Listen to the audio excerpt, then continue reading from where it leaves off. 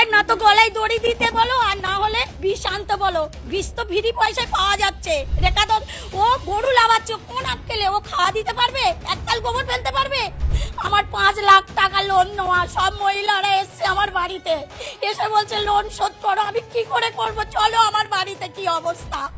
শুভেন্দু অধিকারী এসে, তুই গদিতে বসে আছিস, তুই কি করছিস? মানুষকে এরকম করে হিন্দু ধর্মতে সবকিছু তো নষ্ট করে দিচ্ছিস।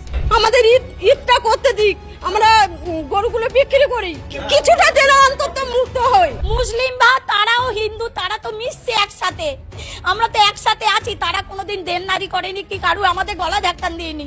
ওদের কুরবানিটা ওদের করতে দাও, আমরা বাঁচি। আমার মতন মহিলা, আমি মহিলা সমিতি থেকে 5 লাখ টাকা নিয়েছি, চলো আমার ব্যাংকে সব আমি জমা দিই, সুদ আসল। কি অবস্থা হচ্ছে। আমার স্বামী ভ্যান কাটে, ভ্যান চালায়, আমরা এইভাবে বাঁচি। তাহলে আমাদের বাচ্চা কাচ্চা সব আছে, তাহলে আমরা কি করে খাবো? আমাদের আর ঘুম নেই, রাত্রে ঘুম নেই, চিন্তায় মাথা খারাপ হয়ে যাচ্ছে। আমরা কি করব? কিছুই করার উপায় নেই, কিছুই খুঁজে পাচ্ছি না। আমাদের ঈদটা করতে দিক, আমরা গরুগুলো বিক্রি করি, কিছুটা যেন অন্তত মুক্ত হই।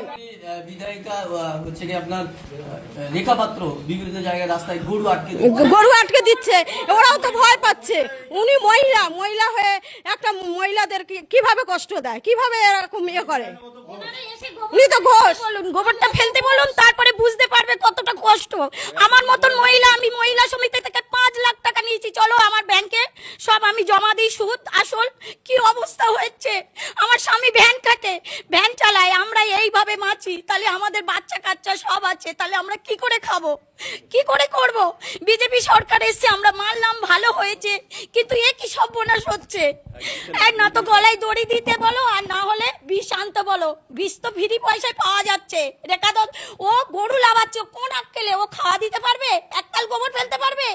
ও 1 লাখ টাকা করে পাবে, আমরা কি পাবো? আমরা কি স্বামীকে খাওয়াবো? আমরা কি স্বামীকে খাওয়াবো? আমরা বাচ্চা কাচ্চাকে কি খাওয়াবো? ও তো বাচ্চাকে হোস্টেলে দিয়ে মানুষ করাবে, আর আমরা কি দিয়ে মানুষ করাবো? আমরা খেটে খাই, গোবর ফেলে খাই, এই তো খাটাল ধুয়ে এসছি।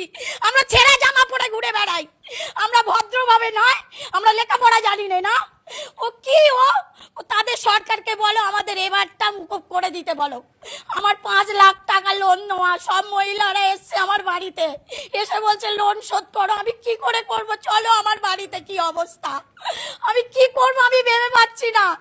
আমার স্বামীর আগে চলে ভ্যান নিয়ে বার হয়েছে বলে আমি কাটালে ঢুকবো না। কি করব? আমার গরুগুলো খাওয়া দিতে পারি না, একটা তরপা বিচুলি আয়লা দেয় না। 3 লাখ টাকা আমি ভুসির দোকানে, চলো আমি তোমাকে দেখাচ্ছি, খাতাপত্র সব